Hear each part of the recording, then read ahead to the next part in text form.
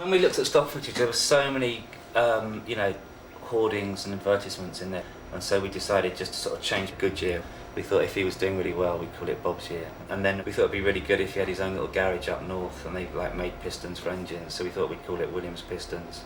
And then just little things like We Pump Harder and things like that. We had Graham Hill's winning Lotus, but the guy who brought the car down, when he saw all the stickers that we'd made up of all the printouts of all the stock footage, he was in about half the footage, which was quite interesting.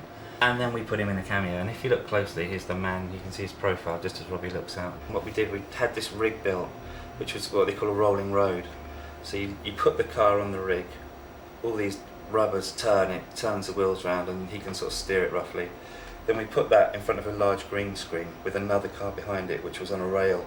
So it could actually look like there's another car jousting for a position behind Rob's. And we've got background footage that was actually shot in the late 60s for that thing when they actually used back projection.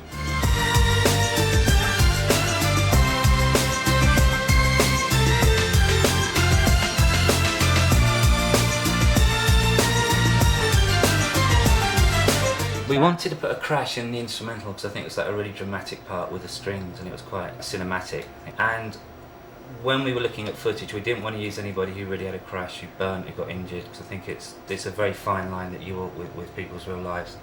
So we recreated the car burning, just set fires around it with burning gas pipes and things like that, so we didn't actually burn the real car. And then shot it through a bit of wire meshing, which enhanced the fact that they were running from the pits and get it quite shaky and out of focus.